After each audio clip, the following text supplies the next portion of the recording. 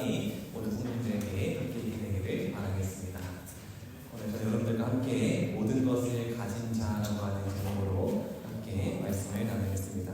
저희가 함께 영적 친교 교재로 말씀을 나누고 있는데요. 오늘 범위가 사도행전 19장 23절에서 41절에 있는 말씀인데요. 제가 내용은 이 사도행전 19장에 있는 내용을 하지만 본 말씀은 제가 고린도후서 6장 9절에서 10절에 있는 말씀을 읽어드리도록 하겠습니다. 고린도후서 6장 9절 10절에 있는 말씀인데요. 무명한 자 같으나 유명한 자여, 죽은 자 같으나 보라 우리가 살고, 징계를 받은 자 같으나 죽임을 당하지 아니하고, 근심하는 자 같으나 항상 기뻐하고, 가난한 자 같으나 많은 사람을 부유하게 하고, 아무것도 없는 자 같으나 모든 것을 가진 자로다. 오늘 이 말씀 속에서 마지막에 아무것도 없는 자 같으나 모든 것을 가진 자로다 라고 했거든요. 그래서 이 모든 것을 가진 자라고 하는 이 말씀을 가지고 제가 이렇게 제목을 정해봤습니다. 이 세상 사람들은 정말 많은 것을 가지기를 원합니다. 그렇죠? 어떤 사람은 땅을 가지기 원하고, 집을 가지기를 원하고, 또 직장을 가지기를 원하고, 여러 가지 가지고 싶은 것들이 참 많죠. 이 세상에 모든 것을 다 가진 사람이 있을까요? 돈이 많아서 모든 것을 다 가지고 누리고 있는 사람이 있을 수도 있습니다. 그러나 사도 바울은 이렇게 말합니다. 내가 아무것도 없는 자 같으나 그런 것들 다 가지고 있지 못하나 뭐한 자라고요? 모든 것을 가진 자로다. 이 비밀이 무엇인지 함께 좀 살펴보기 원하는데요. 모든 것을 다 가졌다 해도 만약에 여러분 한 가지가 없으면 다 가진 게 아니에요. 근데 한 가지를 가지면 모든 것을 다 가진 것과 마찬가지입니다. 그 한 가지는 무엇일까요? 한 율법사가 그러잖아요. 제가 이 모든 걸 다 지켰는데요. 그때 예수님께서 뭐라고 말합니까? 내가 아직도 뭐가 부족하다고요? 그 한 가지가 부족하다. 이 세상 사람들은 그 한 가지를 갖지 못했기 때문에 다 가져도 부족함을 느낍니다. 다 가져도. 근데 여러분 그 한 가지를 가진다면 여러분 다른 거 안 가져도요, 여러분 만족하게 되어 있고 모든 것을 다 가진 자와 같게 됩니다. 여러분 그 한 가지는 무엇일까요? 그 한 가지를 함께 또 살펴보도록 하겠습니다. 저희가 함께 사도행전에서 사도 바울의 3차 선교 여행을 살펴보았습니다. 2차 선교 여행이 끝나고 지금 현재 사도 바울은 에베소라는 곳에서 선교 사역을 하고 있습니다. 제가 저번 시간에 에베소에 있었던 일들을 함께 살펴보았죠. 여러분 에베소라고 하는 곳은 어떤 곳인지 아십니까? 이것이 현재 발굴된 에베소의 유적지들인데요. 여러분 여기 길을 보십시오. 길이 어떻습니까? 다 대리석으로 다 깔려 있어요. 어마어마하죠. 여러분 에베소라는 곳은 어떤 곳이냐면 로마 다음으로 큰 도시래요. 로마 다음으로 얼마나 큰 도시였는지 이 도시는 다 대리석으로 다 포장이 되어 있어요. 얼마나 부유하고 얼마나 큰 도시였는지 우리가 볼 수가 있습니다. 여러분 보십시오. 가는 곳마다 대리석으로 다 포장이 되어 있죠. 그리고 거기에는 셀수스 도서관이라는 아주 유명한 큰 도서관이 유적으로 남아 있고요. 그리고 그곳에는 또 원형 극장이 남아 있습니다. 많은 사람들이 이곳에서 극장 연극도 보고 강연도 하고 그런 일들을 하는 것입니다. 그리고 그곳에서 유명했던 유적 중에 하나가 이 아르테미스 신전인데요. 그 아데미 신전이라고 하는 성전은 7대 불가사의 중 하나라고요. 얼마나 크고 웅장한지 아직은 뼈대밖에 안 남았는데 그 당시에는 굉장히 컸을 거라고 사람들은 추측을 하고 있습니다. 이 신전은 풍요의 여신 아데미, 그리스 신화의 아르테미스 신을 숭배하는 그런 신전이었습니다. 여러분 그 세계사에 다 배우셨죠? 아르테미스, 풍요의 신. 이 그림 다 보신 적 있으시죠? 네. 없으신가요? 그러신가요? 네, 너무 오래돼서 가물가물하신가요? 네. 이 조각상을 보면 이 여신이 가슴이 많이 달려있잖아요. 그래서 풍요의 신이에요. 풍요. 그렇게 상징을 하고 있어요. 그래서 다산을 또 상징하고요. 여러 가지 풍요와 번영을 가져주는 신을 상징하고 있습니다. 그래서 이 아르테미스 신전, 아덴 신전의 복원도인데요. 굉장히 웅장하죠? 굉장히 웅장한 신전입니다. 제가 사도행전 19장에 보면 우리가 세 가지 사건이 나오는데요. 저번 시간에 첫 번째 침례 요한의 제자 이야기와 마술사들의 회심의 이야기를 함께 살펴보았습니다. 에베소에서 그런 일이 있었죠. 그다음 오늘은 이제 데메드리오라고 하는 사람의 선동하는 소동의 이야기를 함께 살펴보도록 하겠습니다. 사도 바울의 에베소에서 하나님께서 능력을 베푸셔서 손수건이나 이런 천을 갖다 대면 어떤 일이 벌어졌습니까? 병자들이 나은 사실을 발견했어요. 그리고 이 사도 바울의 이 복음 사역을 통하여 그 당시에 많은 마술사들이 회심하는 일을 저희가 함께 저번 주 살펴보았죠. 그래서 그 마술 책들을 다 불태우고 우상들을 다 불태우는 엄청난 개혁과 부흥이 에베소에 일어났습니다. 그래서 얼마나 큰 부흥이었는지, 얼마나 큰 회심이었는지 우리 영적 친교 사도행전은 이렇게 말하고 있습니다. 3번인데요. 바울의 전도는 이교 숭배에 현저한 타격을 주었고 그 결과 거국적 축제에 참석하는 숫자와 예배자들의 열심은 눈에 띄게 하강하였다. 그 교훈의 영향은 실제로 회심한 자들의 범위를 넘어서 확대되었다. 공개적으로 새 교리를 받아들이지 아니한 많은 사람들도 이 교회의 신들에 대한 모든 신뢰심을 잃을 정도로 계몽되었다. 여러분, 그 에베소에서 그 아덴의 그 신전에서 그 축제일에 많은 사람들이 모여서 그 우상을 숭배했는데 지금 어떤 일이 벌어졌습니까? 사도 바울의 복음 사역을 통하여 많은 사람들이 회심을 해서 그 축제에 참여해야 안 참여해요? 참여하는 사람이 눈에 띄게 현저하게 줄었다는 거예요. 그리고 예수님을 믿는다고 공개적으로 믿음을 표시하지 않은 사람들도 이제 우상 숭배를 그만두기 시작했다는 것입니다. 다시 말해서 이 에베소라고 하는 이 지역이 엄청난 지금 붐이 일어났어요. 여러분 혹시 소래교회라고 혹시 아시나요? 들어보셨나요? 소래교회? 이 소래교회는 옛날에 소래교회의 모습인데요. 1883년에 황해도 장영군에 설립된 한국의 최초의 자생교회라는 거예요. 대부분 선교사들이 와서 교회를 세우지 않습니까? 그런데 소래교회는 복음을 받아들이고 한국인이 자발적으로 그곳에서 교회를 세운 최초의 교회라고 합니다. 이 1833년에 세워졌는데 영국인 선교사 로스 목사를 만나 기독교를 접한 서상윤이라고 하는 사람이 이제 그 친구 서경조와 함께 이 고향에 내려가서 교회를 세운 거예요. 처음에는 몇 명으로 시작했습니까? 13명으로 시작했는데 복음을 전파하면서 총 58가구 중에 몇 가구를 복음화시켰습니까? 50가구를 복음화시켰고 주민의 약 90%가 하나님을 믿게 되는 엄청난 부흥의 역사가 있었다고 합니다. 그런데 이 세워진 이 교회의 터가 어떤 터인 줄 아십니까? 이 터가 바로 이 선앙당 잡신을 모시는 그런 터였다고 해요. 그런데 복음을 전파하면서 여기 굿을 하고 있는 이 사람이 회심을 해가지고 이 땅을 교회 터로 헌납을 하고 헌신했다고 합니다.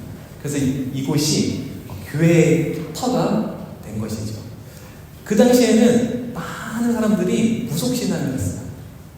이 지역도 대부분 사람들이 무속신앙을 하고 항상 굿을 하고 귀신을 달래는 그런 일들을, 재물을 바치는 달래는 일들을 했는데 하나님의 복음이 들어와서 그 모든 굿이 사라지고 찬송과 찬양과 말씀이 흘러넘치는 마을로 완전 복음화가 되었다는 것이죠. 놀라운 역사죠. 그러니까 이와 같은 역사가 지금 어디에 있는 겁니까? 에베소에서 일어나고 있는 거예요. 에베소에서. 많은 사람들이 회심을 하고 하나님께로 돌아와서 이제는 더 이상 우상 숭배를 하지 않고 그들이 외웠던 그 주문서들, 마우스를 다 버리는, 불태우는 그런 부흥의 역사가 있었던 것이죠. 여러분, 우리가 살고 있는 이 원내동 이 지역도 우리 교회를 통하여 이런 부흥의 역사가 일어나면 얼마나 좋을까요? 그런 역사가 정말 우리 원내동에도 있게 되기를 바랍니다. 정말 교회로서는 정말 좋은 일이죠. 그런데 그 에베소 사람들에게는 이 일이 굉장히 불편한 일이었던 것 같습니다. 그래서 사도행전 19장 23절에 이렇게 기록되어 있습니다. 이 도로 인하여, 그 복음으로 인하여 무엇이 일어났습니까? 적지 않은 소동이 있었으니 라고 합니다. 또 이어서 읽어보면 24절에 이렇게 기록되어 있습니다. 데메드리오라고 하는 어떤 은장색이 아데미의 은강실을 만들어 직공들로 적지 않은 벌이를 하게 하더니, 데메드리오라고 하는 사람이었습니다. 그 사람이 아데미의 은감실을 제조하고 만드는 그런 직공들을 많이 데리고 있었는데요. 그 아데미의 은감실을 만들어서 팔아서 많은 돈을 벌었다고 합니다. 아데미의 은감실은 이런 거예요. 그 아데미 신전 있지 않습니까? 그 신전을 모형으로 만들어서 가운데에 아데미 신을 이렇게 있어서 집에다가 가져가서 모셔서 이렇게 숭배할 수 있도록 한 것이죠.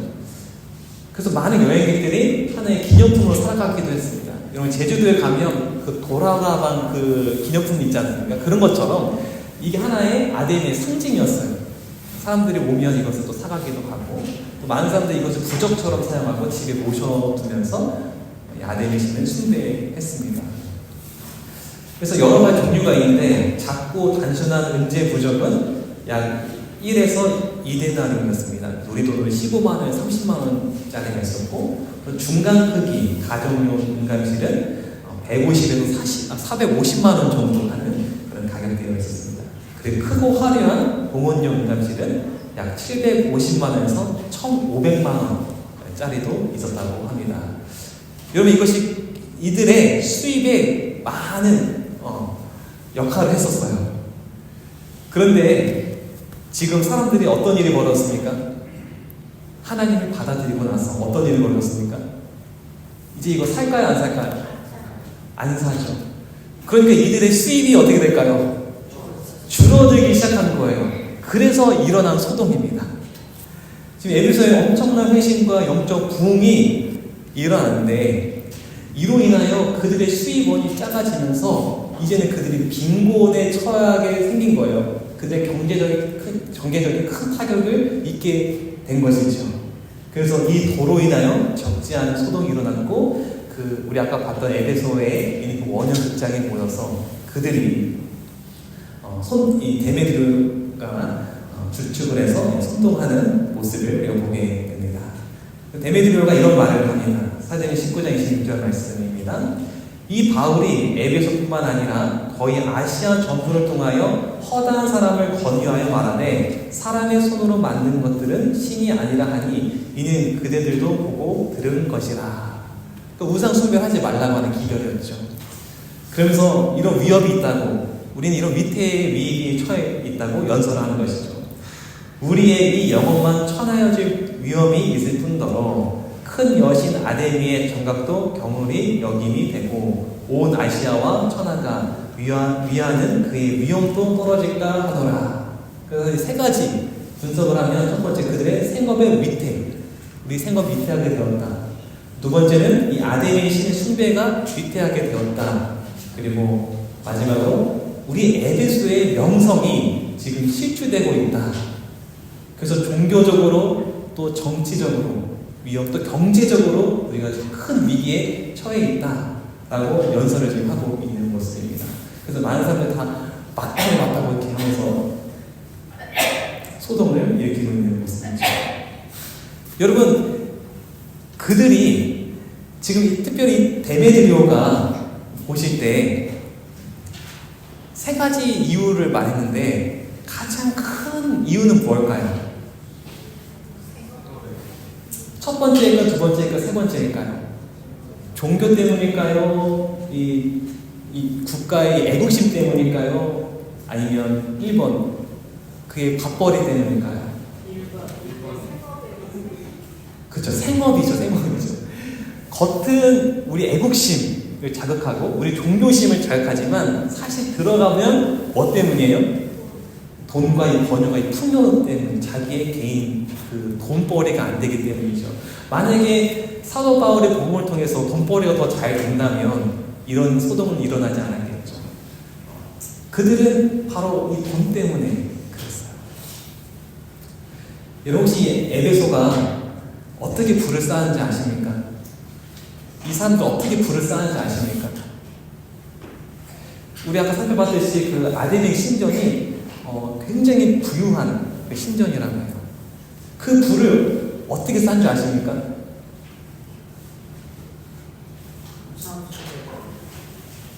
여러분 어떻게 쌓냐면 이 응감실을 사야 뭐가 온다고요? 복이 온다. 그렇죠? 그리고 홍보를 하는 거죠.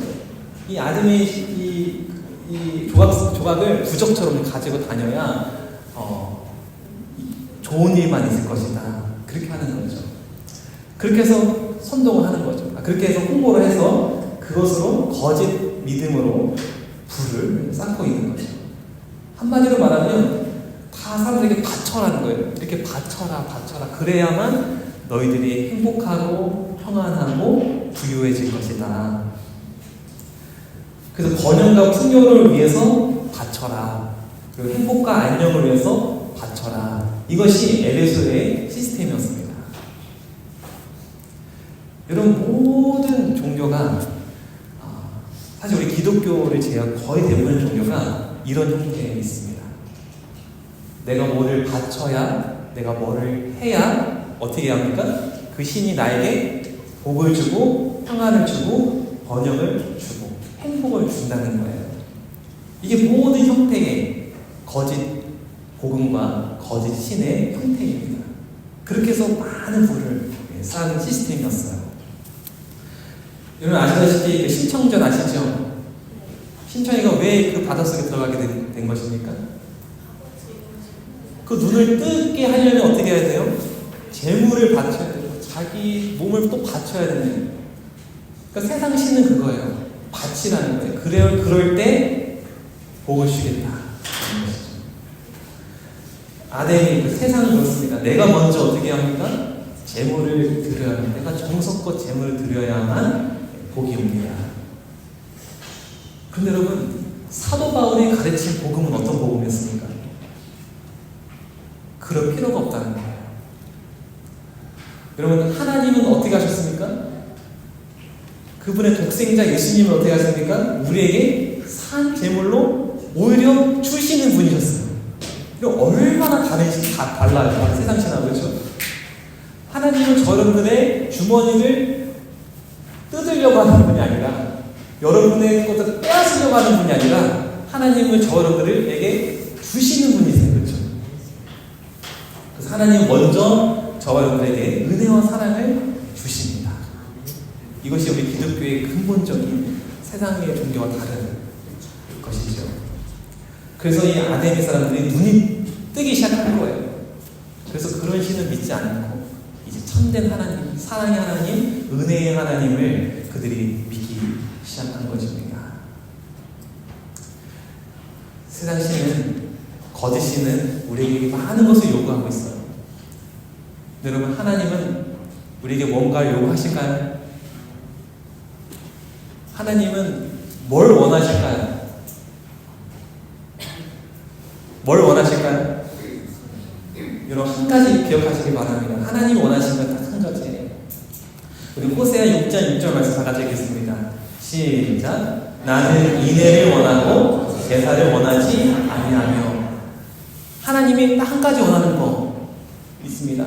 또 읽어보겠습니다. 시편 51편 16절 17절 말씀. 시작. 주께서는 제사를 즐겨하지 아니하시나니 하나님께서 구하시는 제사는 상한 심령이라. 공통점이 뭐죠? 마음이죠. 마음. 하나님은 다른 거 다 필요 없습니다. 하나님은 우리의 무엇을 원하십니까? 마음을 원하세요. 마음. 이게 무슨 의미입니까? 여러분, 나중에 여러분의 부모님이 이제 연세가 드셔서 여러분이 이제 부모님께 용돈도 드리고 그럴 나이가 된다면 부모님이 둘 중에 뭘 원할까요? 부모님이 용돈을 원할까요? 아니면 자녀의 통화를 원할까요? 용돈만 주고 전화를 안 하는 자녀, 용돈은 잘 주지 못하지만 매일같이 통화하는 자녀. 그럼 아버지는 어떤 자녀를 원하실까요? 용돈 주는 둘 다 주면 좋죠. 제가 참 부끄럽지만 이 용돈을 자주 못 드리더라도 전화 통화는 자주 하려고 합니다. 근데 항상 하시는 말씀이 그런 거 다 필요 없다. 정말 전화만 자주, 너의 목소리만 들려다오. 그게 우리 부모님의 마음 아니겠습니까? 그렇죠? 여러분, 우리 하나님이 그런 분이시라는 거예요. 거짓이는 뭐를 달라고 하는 거예요? 돈을 달라고 하고 막 계속 달라고 하는 거죠. 근데 참 하나님은 우리의 마음을 원하시는 거죠. 정말 마음과 마음을, 다른 말로 진정한 관계를 원하시는 거예요. 관계를. 그런 분이 우리 하나님이시라는 것입니다. 그런 하나님 우리가 알게 된 것이 정말 감사하죠?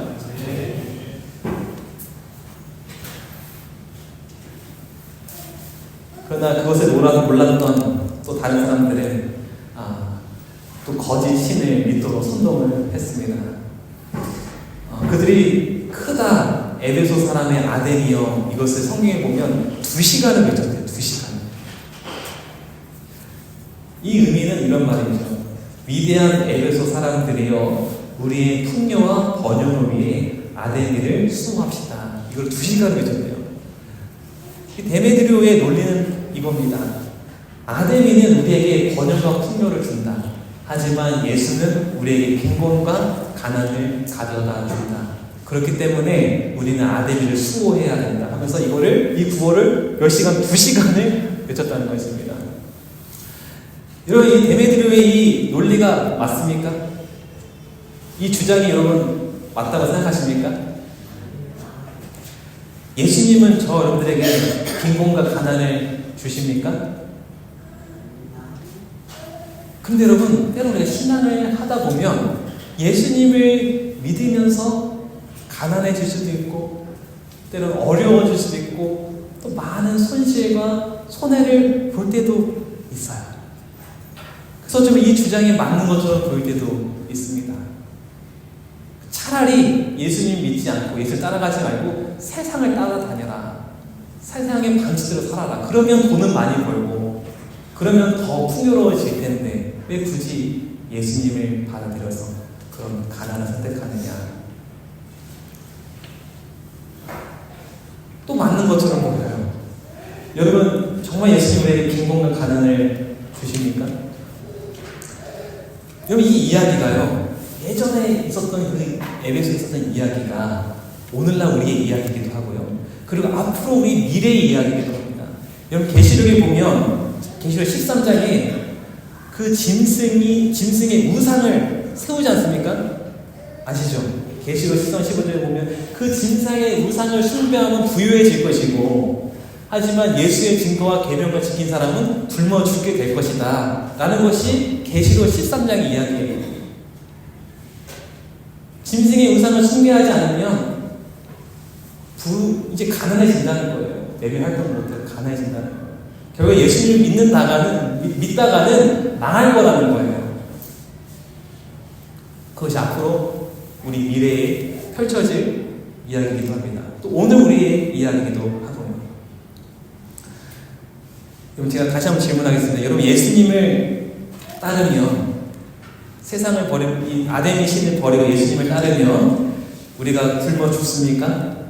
우리가 망하게 될까요? 우리가 죽게 될까요? 어떻게 될까요?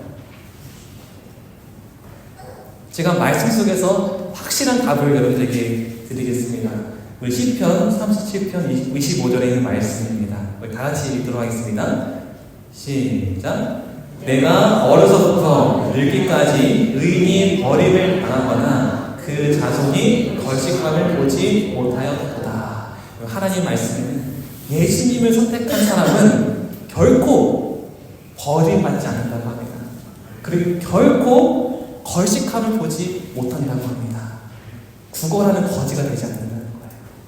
누가복음 22장 35절 말씀인데요. 다 같이 읽겠습니다. 시작. 저에게 이르시되 내가 너희를 전대와 주머니와 신도 없이 보내었을 때에 부족한 것이 있더냐? 가로되 없었나이다. 여러분, 아무것도 가진 거 없어 보이지만 부족함이 있었대요, 없었대요? 부족함이 하나도 없었다는 것입니다. 여러분, 예수님을 선택한 사람들은요, 전혀 부족함이 없게 될 것입니다. 여러분, 걱정하지 마시기 바라요. 예수님 선택하면 전혀 부족함이 없게 될 것이다. 신명기 29장 5절 6절 말씀입니다. 다 같이 읽겠습니다. 시작. 주께서 40년 동안 너희를 인도하여 광야를 통행케 하셨거니와 너희의 몸에 옷이 낡지 아니하였고 너희의 발에 신이 헤어지지 아니하였으며 너희로 떡도 먹지 못하며 포도주나 녹주를 마시지 못하게 하였음은 주는 너희 하나님 여호와이신 줄을 알게 하려 하심이니라. 이스라엘 백성들이 그 40년 동안 광야에서 있었지만 그들의 옷이 낡아지지 않았고 40년이 지나도 나가지 않은 게 말이 됩니까? 신이 헤어지지 않았다.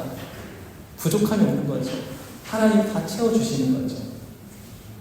그리고 떡도 없었지만 그들이 굶어 죽지 않았고요. 포도주, 이 세상의 쾌락과 즐거움은 즐기지 못했지만 주님 안에서 영원한 즐거움을 누렸던 이스라엘 백성들의 이야기 잘 아시지 않습니까? 여러분, 예수님을 선택하고 따른 사람들은 이와 같은 경험을 하게 될 것입니다. 특별히 그렇게 하셨으면 주는 너희 하나님 여호와이신 줄 알게 하려 하십니다.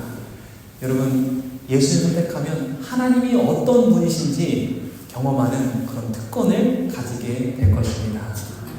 여러분, 우리가 세상의 번영과 풍요를 따라가지 마시고 우리 참된 풍요와 평안을 주시는 예수님을 선택하셔서 이런 놀라운 경험을 하게 되는 저희들 되기를 바라겠습니다. 번영과 풍요, 마치 신앙인의 번영과 풍요와 좀 먼 것처럼 느껴져요. 번영하면 안 될 것 같고 부자가 되면 안 될 것 같고. 여러분, 성경에 번영과 풍요, 하나님은 그것을 반대하셨을까요? 아니면 그것을 긍정적으로 생각하셨을까요? 번영과 풍요. 번영과 풍요 참 좋은 거지 않습니까? 그럼 번영과 풍요는 하나님께서 추구하는 방향입니다. 저는 여러분들의 삶이 정말 번영하고 풍요로워지기를 정말 간절히 바랍니다. 창세기 1장 22-28절 보면 생육하고 뭐하라고 합니까? 번성하라. 번영하라는 거예요. 번영하라. 하나님께서 명령하셔서 저와 여러분들이 잘 되고 번영되기를, 풍성해지기를 원하시는 분이 누구십니까? 하나님이세요. 저도 시편에 있는 말씀이에요. 시편 1장 1절에 있는 말씀인데요. 제가 잘 적었습니다. 복 있는 사람은 그 잎사귀가 마르지 아니한 같으니 그 행사가 다 어떻게 된다고요? 형통하다. 하나님은 저 여러분의 삶이 형통하게 되기를 원하십니다. 하나님이 추구하는 번영과 풍요, 이런 하나님 반대하지 않으세요. 그런데 하나님의 번영과 풍요는 뭔지 아십니까? 하나님의 번영과 풍요는 반드시 이런 개념입니다. 뭐냐면 더불어 함께. 하나님이 원하시는 번영과 풍요는 뭡니까? 더불어 함께 번영하고 풍요로워지는 거예요. 꼭 기억하게 되길 바랍니다. 우리가 번영하고 풍요하는 것은 하나님은 저희를 통하여 다른 사람들도 함께 번영하고 풍요로워지기를 원하시는 그런 뜻이 있다는 사실을 기억하게 되길 바랍니다. 하나님, 하늘의 번영과 풍요, 세상과 번영과 풍요가 차이점이 있는데요.